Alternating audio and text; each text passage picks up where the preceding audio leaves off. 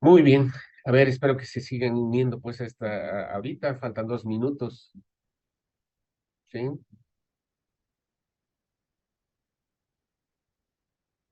El mayor enemigo del conocimiento no es la ignorancia, es la ilusión del conocimiento.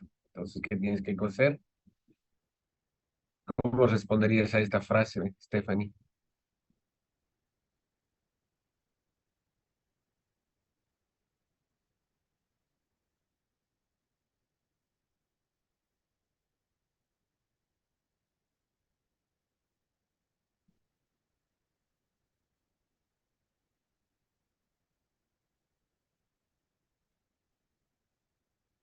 Exactamente. Hay que ser súper, súper, súper sencillo, ¿verdad? Finalmente, ¿qué dicen? ¿Qué dice aquí?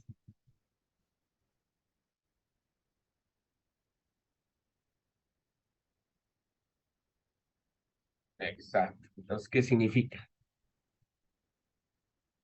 Tú que eres la líder de la manada del cuarto año.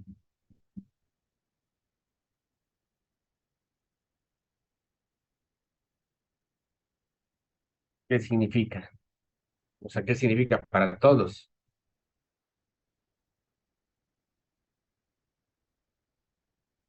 Stephanie, pues te has quedado Entonces estás tranquila y silenciosa ahorita. ¿No crees? ¿Ves? Ah, ¿ves? ¿Ves? Los que no hacemos ruido, nos quedamos calladitos frente a los gritones y pedantes, somos los que tenemos las mentes más fuertes y más ruidosas, ¿no crees? Entonces hay que ser siempre más callado. ¿Dónde están mis alumnos, los pobres chicos? Están estresados, te cuento, los de mi grupo. No sé si el William ya se ha conectado.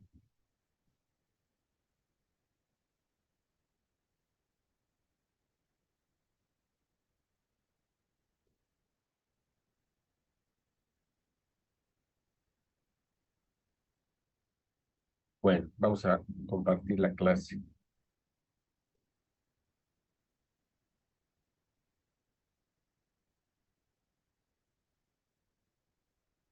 Parece difícil, ¿no? Lo que hemos hablado,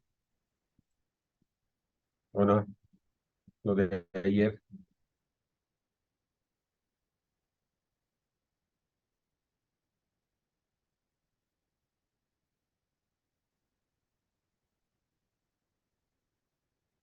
Chicos, Stephanie, ¿han entendido lo de ayer? ¿O es más difícil que la física cuántica?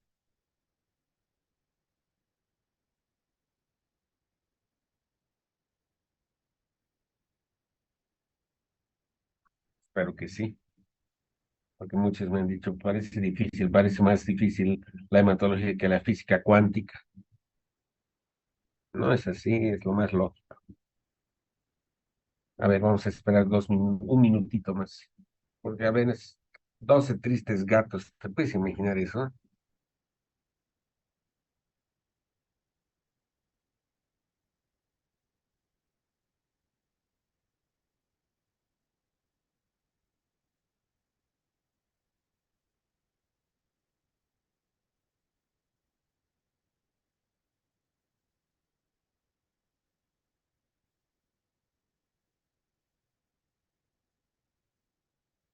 ¿Ya se ve?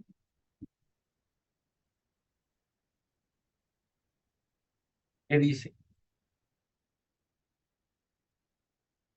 Entonces la pregunta, a ver, Steffi, ¿cuál es la característica de la anemia hemolítica no inmune? ¿Cuándo harías el diagnóstico de una anemia hemolítica no inmunológica?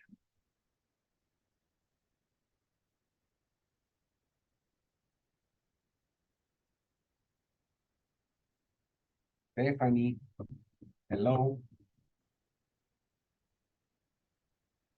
¿o quién se atreve de ustedes? Grace, Doctor, buenas noches. ¿cómo estás, Grace? ¿Cómo es? Bien, bien, doctor, Contéstame. gracias. Voy a disculpar mi ausencia en las últimas teóricas, son por las clases. A ver, Grace, contéstame, ¿cuándo sospecharías una anemia hemolítica no inmunológica?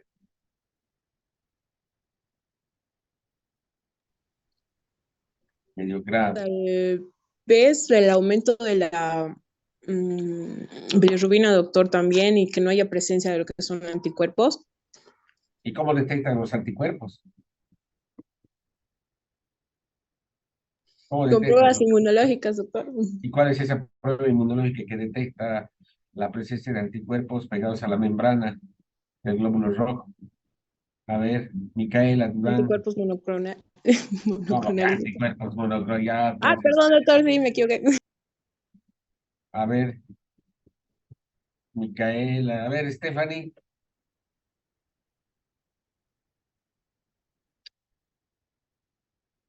No me frustren, pues chicos, he repetido durante los últimos 3 días lo mismo.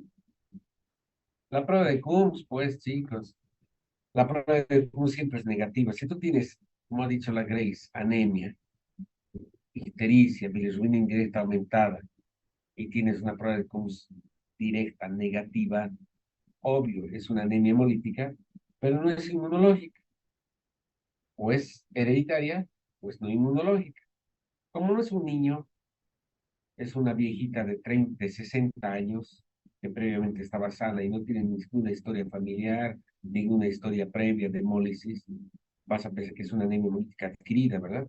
Y como el Coombs es negativo, es una anemia hemolítica no inmunológica. ¿Cierto o no cierto? Estamos que ya en clases, chicos. ¿Es cierto o no es cierto? ¿Cierto por qué? Porque yo lo digo.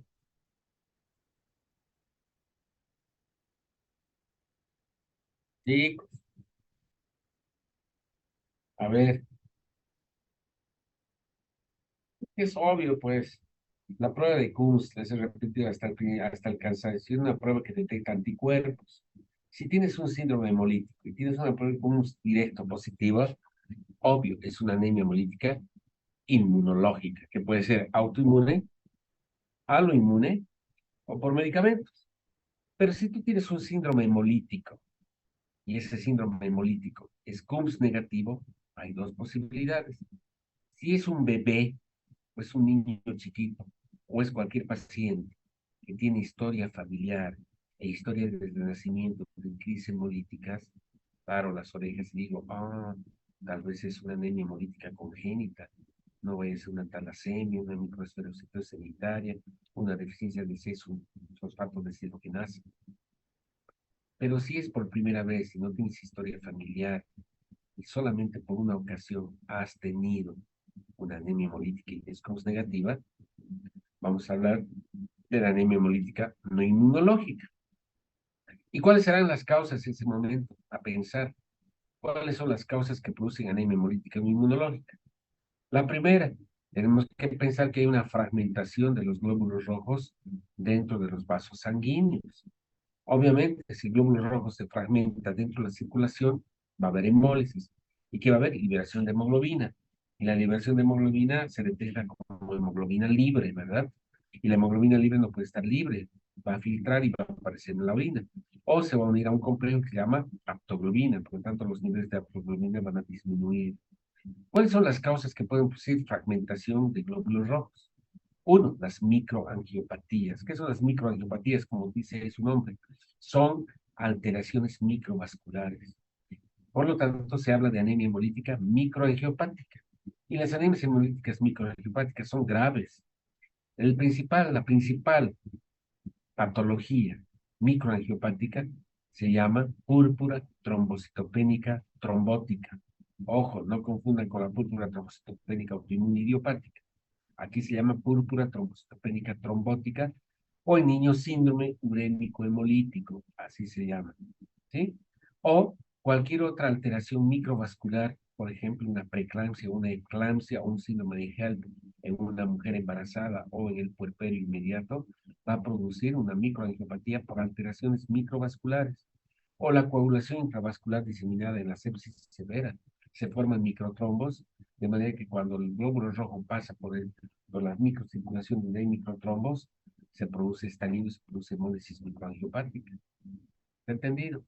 Entonces, la anemia hemolítica microangiopática produce hemólisis no inmunológica con hemoglobinuria, porque es una hemólisis, ¿sí?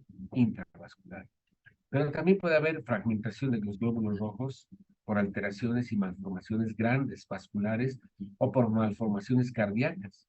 Por ejemplo, una válvula disfuncional cardíaca o un shunt arteriovenoso hace que los glóbulos rojos pasen por esos lugares y se destruyen y se fragmenten. De manera que una condición en la anemia hemolítica por fragmentación es la aparición de fragmentos de glóbulos rojos en los brotes. Y a eso se llama esquistocitos, fragmentos de glóbulos rojos. Si nosotros tenemos un paciente que tiene síndrome hemolítico, aunado a hemoglobina libre y hemoglobinuria, y en el frotis de sangre periférica, el laboratorio nos reporta la presencia de fragmentos de glóbulos rojos denominados esquistocitos, obvio, elemental, estamos frente a una anemia hemolítica microangiopática. Otra causa de anemia hemolítica no inmunológica es el hiperesplenismo. ¿Por qué el hiperesplenismo? Porque ahí se destruyen los glóbulos rojos. ¿Cuál es la principal causa de hiperesplenismo? La esplenomegalia congestiva o síndrome de Banti, ¿sí? Secundaria hipertensión portal por cirrosis hepática. Puede haber hemólisis por agentes físicos. Hay agentes físicos que producen un fragmento, o sea, estallido, no fragmento, estallido del glóbulo rojo intravascular, por ejemplo, agresión térmica, las quemaduras, ¿sí? O lisis osmótica. ¿Qué es la lisis osmótica? Ustedes han visto, ¿sí? Cuando se hace resección transuretral de próstata, por ejemplo, ¿sí? Se inyecta grandes cantidades de agua hipotónica, de agua destilada, agua hipotónica, para ver, mucha de esa agua puede pasar a la circulación y puede absorberse y puede producirse una hemólisis osmótica. ¿Qué pasaría si en lugar de ponerte solución que te ponen agua destilada a grandes volúmenes por la vena? Vas a tener hemólisis. ¿Por qué? Porque los glóbulos rojos van a estallar en un medio totalmente hipotónico, ¿verdad? Lisosmótica. Otra causa de anemia hemolítica inmunológica por agente físico. Las radiaciones también. La radioterapia puede producir anemia hemolítica. Infecciones. ¿Hay hemólisis por infecciones? Obvio. Especialmente parásitos intraeritrocitarios. Intraeritrocitarios. ¿Cuáles son estos? Paludismo, plasmodium, los diferentes plasmodiums.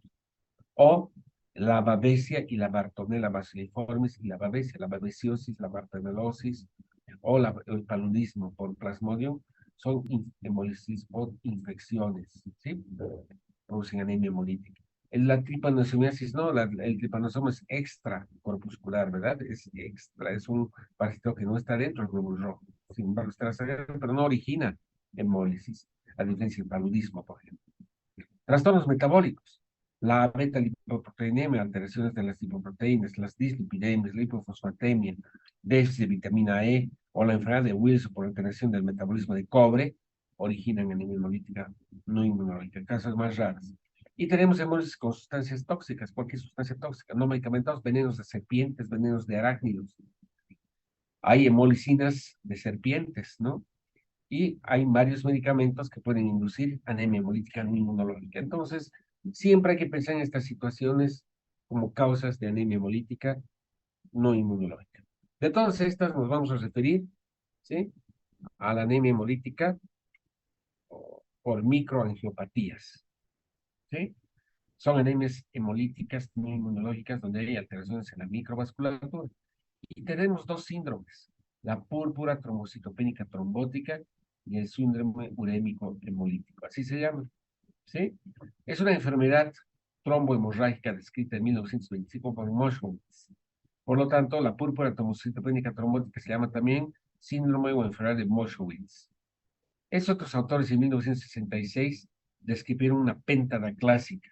Siempre hay que sospechar en una anemia hemolítica microangiopática cuando ocurren estas situaciones. Trombocitopenia, entonces hay anemia hemolítica microangiopática con esquistocitos y con trombocitopenia.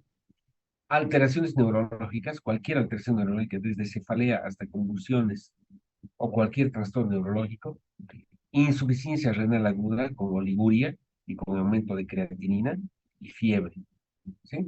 Entonces, la péntada clásica del síndrome, por eso se llama síndrome urémico hemolítico, o púrpura trombocitopénica trombótica, o anemia hemolítica microangiopática, se caracteriza por anemia normocítica normocrómica con presencia de esquistocitos, acompañada de trombocitopenia, alteraciones neurológicas, insuficiencia renal y fiebre. Un caso por cada 5 a 50.000 admisiones hospitalarias y tiene una alta mortalidad, hasta antes del advenimiento de la terapéutica, que es la plasmaféresis. 20% de los pacientes se morían. Estas son las manifestaciones que nos van a hacer sospechar en anemia hemolítica, microangiopática o púrpura trombocitopénica trombótica. En un 96% siempre hay trombocitopenia. Entonces, anemia hemolítica más trombocitopenia, pero es una anemia hemolítica, como es negativa, hace sospechar en púrpura trombocitopénica trombótica. Y es como es negativa porque no intervienen anticuerpos. Hay esquistocitos. ¿Qué son los esquistocitos? Son fragmentos de glóbulos rojos extendidos en el periférica. Prácticamente en la totalidad de los pacientes se ve esto. Insuficiencia renal, síntomas neurológicos y fiebre. Esta es la característica de la púrpura trombocitopénica trombótica o la anemia hemolítica microangiopática. Miren, no sé si ven la diapositiva, aquí están los glóbulos rojos, pero aquí ven fragmentos, ¿verdad? Miren, células, no sé si ven la flecha, pero aquí pueden ver, son glóbulos rojos fragmentados. Si observamos esto en el frotis, estamos frente a una púrpura trombocitopénica trombótica o un síndrome urémico hemolítico o lo que más comúnmente llamamos, ¿sí? Anemia hemolítica CUMS negativa microangiopática. Muy bien. ¿Cuáles son las presentaciones clínicas? En la infancia, en los niños, cuando se presenta esta púrpura trombocitopénica trombótica o anemia hemolítica microangiopática, se conoce con el nombre de síndrome urémico hemolítico, CUH.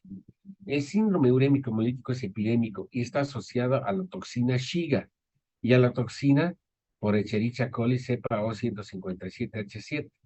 La Shigella, el neumococo, pero especialmente la Shigella y la Escherichia coli tienen toxinas y estas toxinas pueden inducir la formación de microtrombos en la circulación y originar un síndrome urémico hemolítico. Si ustedes leen cómo McDonald's ha perdido miles de millones de dólares en un juicio por haber infectado las hamburguesas con Escherichia coli, con esta cepa y haber producido un síndrome hemolítico urémico epidémico, ¿sí? Se ha demostrado que justamente, ¿sí? Esta toxina, la toxina Shiga o las enterotoxinas de Escherichia coli O157, origina este cuadro.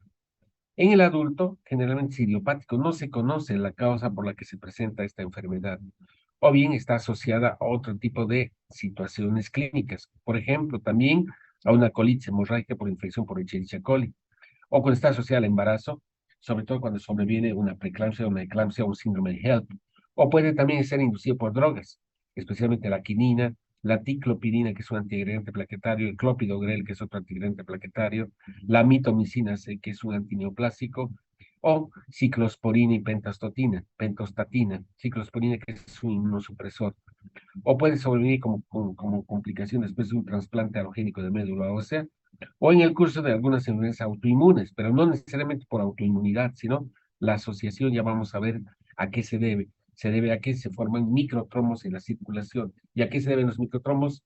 Ahorita les explico. Por lo tanto, la presentación clínica de la púrpura trombocitopénica trombótica, si es en niños, se llama síndrome urémico hemolítico, y si es en adultos, PTT o púrpura trombocitopénica trombótica. Puede tener dos formas de presentación. Puede ser aguda o esporádica, que es la adquirida, o en algunos casos congénita, crónica recidivante. Muy pocos casos, y vamos a saber por qué. Muy bien. ¿Por qué se produce la anemia hemolítica microangiopática? Resulta que en la colágena subendotelial, ¿sí? En el endotelio tenemos todos nosotros el famoso factor de von Willebrand. El factor de von Willebrand es un ligando de una glicoproteína plaquetaria. Y este factor de von Willebrand se expresa cuando hay daño endotelial. No se sabe por qué, pero en los pacientes que tienen anemia hemolítica microangiopática existen grandes multímeros del factor de von Willebrand circulando. Por lo tanto, ¿eso qué quiere decir? Que este factor de von Willebrand es el causante de que las plaquetas se adhieran al factor de von Willebrand, ¿sí? Y al adherirse al factor de von Willebrand se depositan en el endotelio y producen un estrechamiento por microtrombos. Entonces, al pasar los glóbulos rojos se fragmentan y al pasar las plaquetas van a originar microtrombos, por eso hay trombocitopenia trombótica, porque se produce consumo de plaquetas en la microvasculatura. ¿A qué se debe que existan grandes cantidades de factor de von Willebrand? Resulta que hay una ausencia de una depolimerasa plasmática. Este factor de von Willebrand tiene que estar no en grandes cantidades, no tiene que estar polimerizado, tiene que estar depolimerizado y tiene que alojarse en la colágena subendotelial. Resulta que cuando hay esa deficiencia de depolimerasa plasmática hay grandes cantidades de factor de von Willebrand. Y estas cantidades de factor de von Willebrand son las causantes de la agregación plaquetaria in vivo.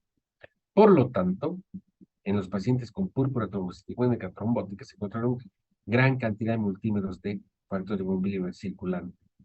En los pacientes con púrpura trombocitopénica congénita, como habíamos dicho, resulta que existe una ausencia congénita de esta metaloproteína, que es una enzima de polimerasa que se conoce con el nombre de Adams 13. Los pacientes con púrpura trombocitopénica trombótica se encontró un anticuerpo que inhibe esta enzima.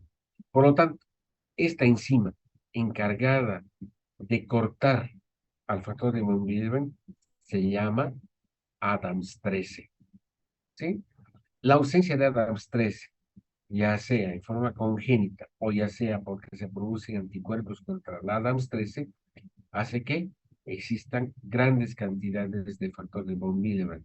Y eso origina, ¿sí?, que haya agregación plaquetaria.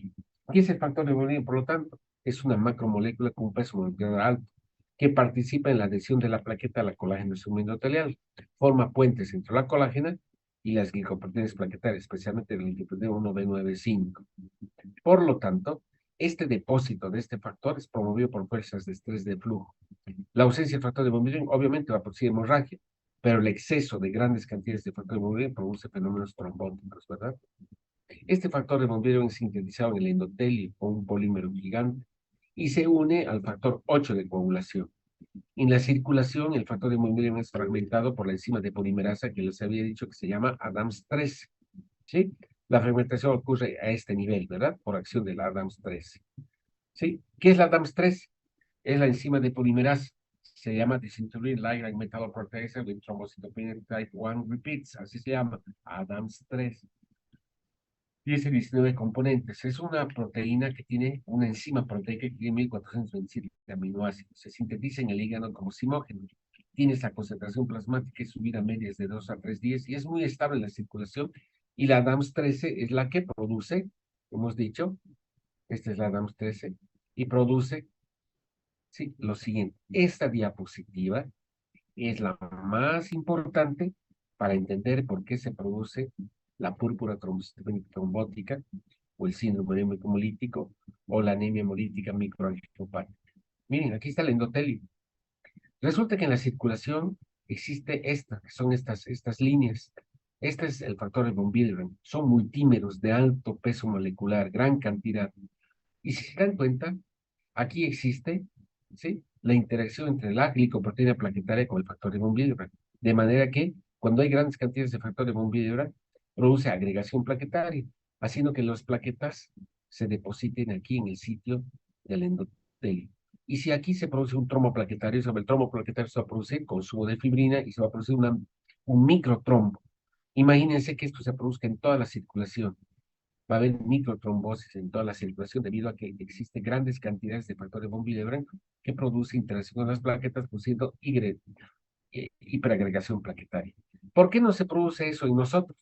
Porque aquí hay una tijerita, ¿verdad?, que se llama Adams 13. Clic, clic, clic, clic, clic. La Adams 13 empieza a cortar permanentemente al factor de von Willebrand, haciendo que el factor de von Willebrand se aloje en la colágena subendotelial y solamente se exprese cuando hay daño endotelial con la formación del trombo para evitar el sangrado. Pero si hubiese factor de von Willebrand, ¿sí?, circulante y de alto peso molecular, inmediatamente se produce microtrombosis. El defecto del Adams 13, ya sea congénito o ya sea adquirido, especialmente adquirido, hace que no se depolimerice el factor de von Willebrand y se produzca esta hiperagregación plaquetaria. Al haber hiperagregación plaquetaria se produce consumo de plaquetas y por eso se explica el por qué hay trombocitopenia. ¿Y por qué se explica que hay anemia hemolítica? Porque el glóbulo rojo que tiene que atravesar la circulación se encuentra con bloqueos. Y al encontrarse con bloqueos, obviamente, se fragmenta. Han bloqueado la blanco lindo, la han estrechado y es incapaz de pasar nuestro auto. Pero al querer pasar el auto, ¿qué es lo que va a pasar? Se va a raspar y al rasparse, por ejemplo, estallan o nuestros vidrios laterales se van a desprender, ¿verdad? Lo mismo pasa. El glóbulo rojo al tratar de atravesar la microvasculatura donde existe microtrombosis, se va a fragmentar y van a aparecer, ¿qué cosa? Van a aparecer esquistocitos en sangre periférica. ¿Por qué se produce la falla renal? Se produce la falla renal, ¿por qué? Porque se produce isquemia debido a que hay una obstrucción de la microvasculatura. ¿Por qué se producen alteraciones neurológicas? Por lo mismo, por isquemia a nivel del sistema nervioso central. ¿Y por qué se produce anemia hemolítica? Sí, es una anemia hemolítica intravascular porque los glóbulos rojos se fragmentan en la circulación. ¿Está entendido?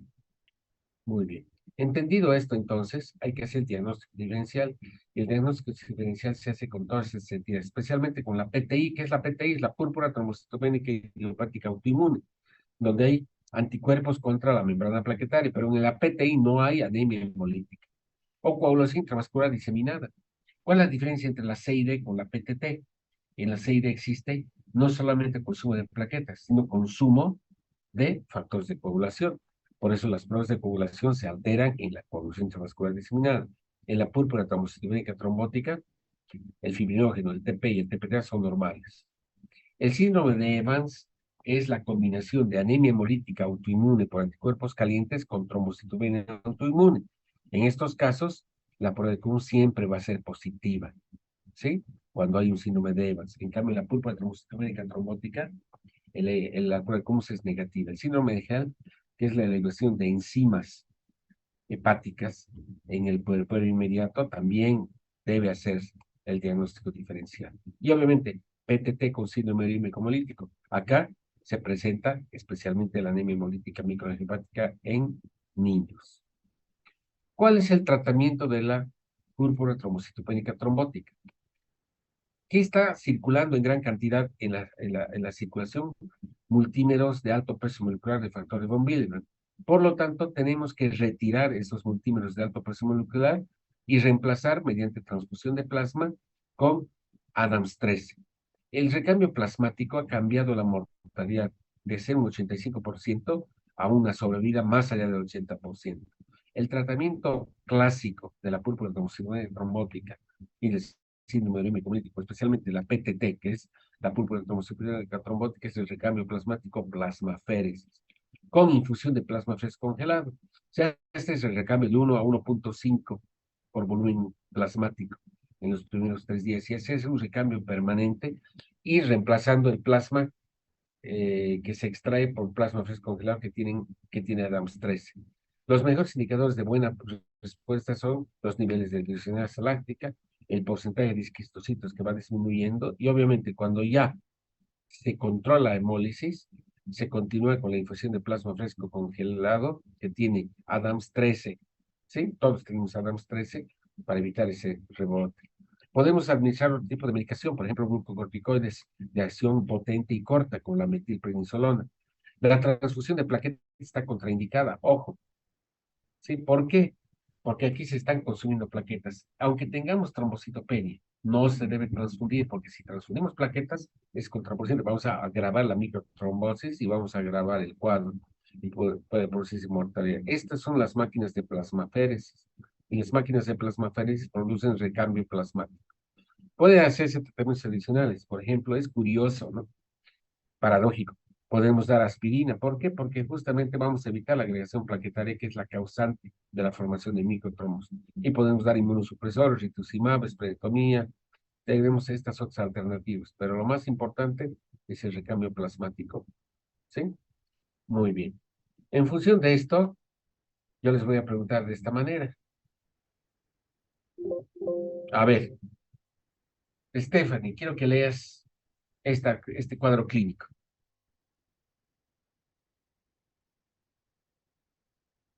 Stephanie, te estás roncando. A ver, deja de roncar y lee fuerte.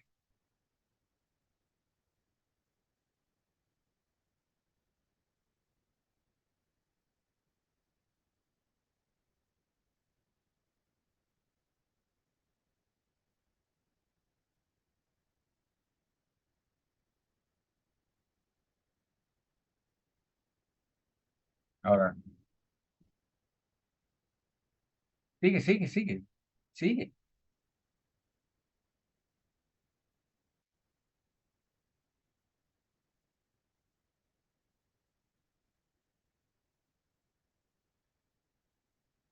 Como saturación, como saturación. No has entendido nada de mis anteriores clases. Hemoglobina de 7 gramos por decilitro. Ni siquiera saben leer. Hemoglobina de 7 gramos por decilitro. Hematocrito 21%. BGM, volumen globular medio 82. Hemoglobina constitucional media 37. Ojo, así van a ser las preguntas del examen. Glóbulos blancos de 8.000. Segmentados neutrófilos, segmentados 68%.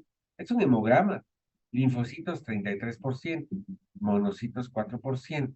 ¿Cuántas plaquetas, Tefi? Tefi. Ya. ¿Qué más dice? Ya, hasta aquí. A ver, interpretame ese hemograma. ¿Qué tiene el hemograma? Tiene anemia, ¿verdad? ¿Por qué tiene anemia? Porque la hemoglobina está por debajo de 12 gramos por decilitro, ¿verdad? ¿Qué tipo de anemia es? BGM normal, HCM normal. Anemia normocítica, normocrómica. ¿Será deficiencia de hierro? No, porque la deficiencia de hierro es hipocrómica microcítica. ¿Qué te llama la atención del hemograma? Plaquetas, tiene trombocitopenia. Entonces tiene anemia normocítica normocrómica y trombocitopenia. Esta chica que es tu compañera de 23 años que ha llegado, tú estás de interna y resulta que llega a la emergencia una chica de 23 años que es tu vecina y dices, ah, ¿cómo es posible? Mi vecina ha llegado, dice que tenía dolor de cabeza, tenía fiebre, estaba fatigada y cuando estaba en la sala de emergencia ha convulsionado y ha desarrollado hemiplegia izquierda y todos pensamos, ah, debe tener una hemorragia cerebral, le hacemos una tomografía y es normal, ¿verdad? No tiene hemorragia cerebral. ¿Qué te dice el hemograma más al lado de las plaquetas? Lee. ¿Qué son los esquistocitos?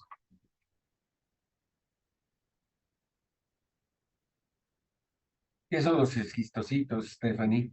Puta, yo dejo la medicina, si no. Chicos, ¿qué son los esquistocitos? A ver, algunos de ustedes. Eritrocitos dañados, doctor. ¿Ah? Eritrocitos dañados, doctor. No. Esquistocitos son fragmentos de glóbulos rojos. Eritrocitos son fragmentos de eritrocitos, ¿verdad? ¿Cuándo se presentan estos fragmentos? Cuando los glóbulos rojos se fragmentan en la microcirculación. Sigue leyendo. Creatinina, CR, ¿cuánto tiene? ¿Cuánto es lo normal? Así va a ser sus preguntas del examen, ¿no? Chicos, así es para razonar. ¿Cuánto es la creatinina normal? Ya llevó práctica, podría haber llevado inclusive nefro. Uno De uno a punto 1.4. Eso. Entonces, ¿qué tiene aquí? Hiperasuemia, ¿verdad? ¿Cómo está la disonancia láctica? Aumentada. La disonancia láctica normalmente es hasta 200 unidades. BI, que es bilirrubina indirecta. ¿Cuánto de bilirrubina indirecta normalmente debemos tener? Hasta 0.8. ¿Cuánto tienes ahí de bilirrubina indirecta? Chicos. Entonces, ¿qué tienes ahí? Hiperbilirrubinemia, ¿verdad? Y la bilirrubina directa es normal. CUMS directo negativo. Al examen físico tiene un Glasgow de 7 y crisis conjuntival. ¿Qué diagnóstico tiene este paciente? Piensa, pues, chicos.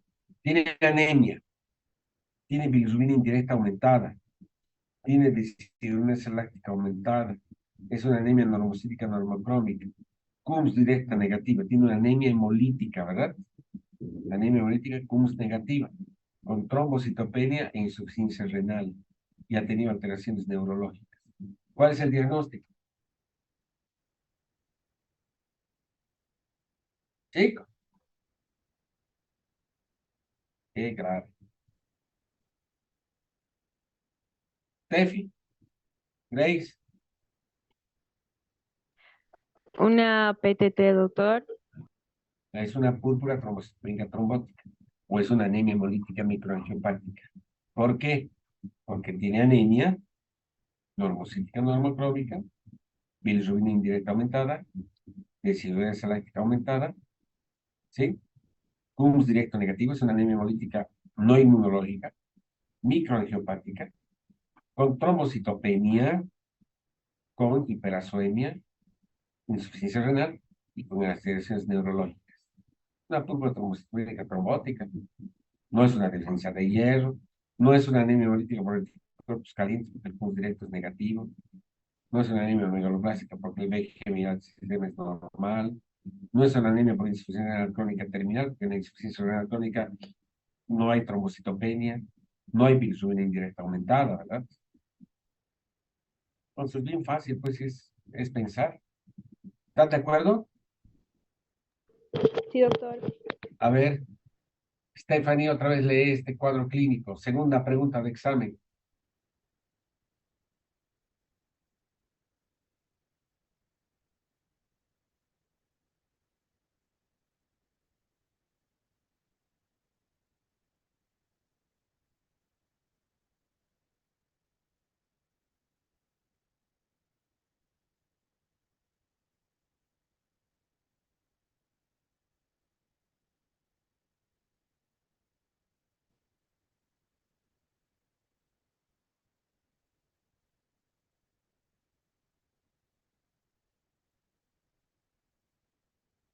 Segmentado 69%, linfocitos 32% y monocitos 4%. Hemos hablado la primera clase para que interpreten el hemograma, para que ustedes vean. ¿Qué más? Seguir leyendo. Plaquetas,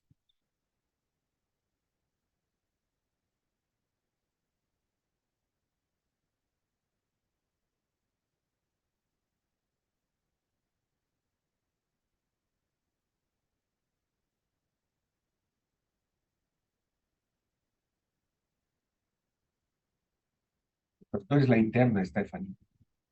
Tú acabas de recibir a este paciente y tu médico te dice, Stephanie, por favor, lleva a este paciente y presentarle al médico de la terapia.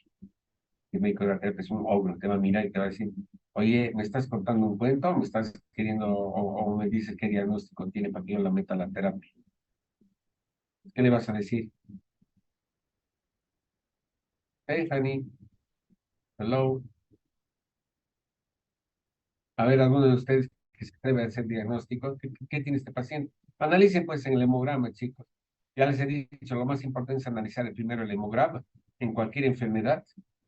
¿Cuánto hemoglobina tiene el paciente?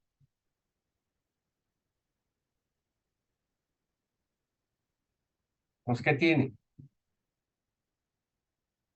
Obvio. ¿Qué es lo primero que vemos cuando un paciente tiene anemia? ¿Cómo está el volumen corpuscular medio? Normal. Es una anemia normocítica, normocrómica, ¿verdad? ¿Sí o no? ¿Cómo están los reticulocitos?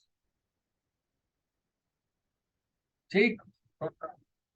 Ya. Y dime las dos causas en las que aumentan los reticulocitos en la anemia normocítica normocrómica. Solo hay dos causas. ¿Cuáles son? Hemorragia aguda y hemólisis. No hay más. ¿Hay clínica de hemorragia aguda en tu paciente?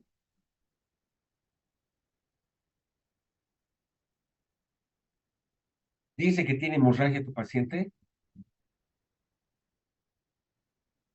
Muy bien. ¿Tú crees que tiene hemólisis? ¿Sí o no? Sí, pues, porque tiene anemia, reticulocitos aumentados. ¿Y qué cosa tiene? Eritroblastos. ¿Qué son los eritroblastos? Son precursores de los glóbulos rojos. ¿Cuándo se presentan los eritroblastos? Cuando hay anemia hemolítica intensa, cuando hay recuperación de la médula ósea y cuando hay ocupación de espacio. En este caso, si tienes reticulocitos aumentados, anemia normocítica normocrómica y eritroblastos, tienes una anemia hemolítica, ¿verdad? ¿Cómo está el CUMS? ¿Cuántos años tiene el paciente? Ya. Es una anemia hemolítica no inmunológica. ¿Tú crees que tiene una anemia hemolítica no inmunológica congénita? No, pues tiene 36 años. Entonces, ¿qué tipo de anemia hemolítica tiene?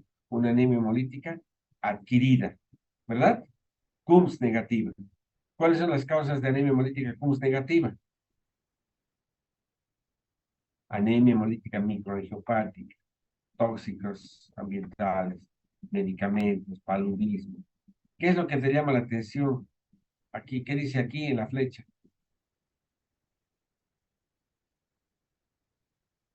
Muy bien. ¿En qué situación se presentan los glóbulos rojos fragmentados? En anemia hemolítica microangiopática. ¿Cómo están las plaquetas?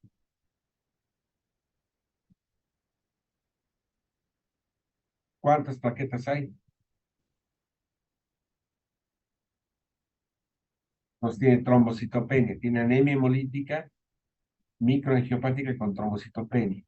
¿Cómo ingresar al paciente? ¿Qué tiene aquí? ¿Qué dice aquí? ¿Qué más?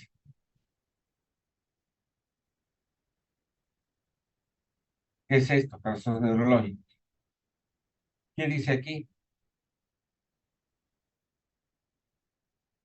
O sea, sí, pues, tú orinas a cada hora, obvio. Si te han llevado a la terapia, te han puesto una sonda Foley. ¿Cuánto es la diuresis horaria normal? 60 mililitros, ¿no?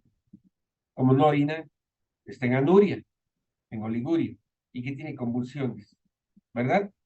¿Qué es lo que tiene? Anemia hemolítica, microangiopática, no inmunológica, con trombocitopenia, con fiebre, con alteraciones neurológicas y con falla renal. ¿Qué diagnóstico tiene?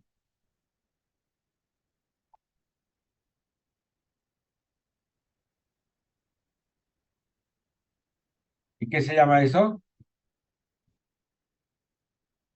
Lean pues aquí, ¿qué se llama?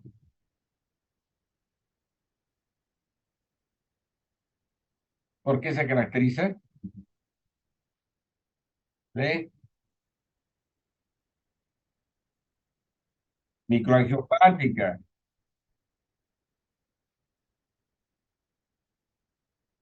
¿Qué tiene tu paciente? Eso. Está tan complicado, chicos. Así les voy a preguntar para cada enfermedad. ¿Sale, vale? Así que en la hematología no se aprende de memoria, sino se aprende razonando. ¿Sí? Una pena que no vengan todos a clases, pero bueno, tienen que aprender a razonar. ¿Sí? Preguntas, questions.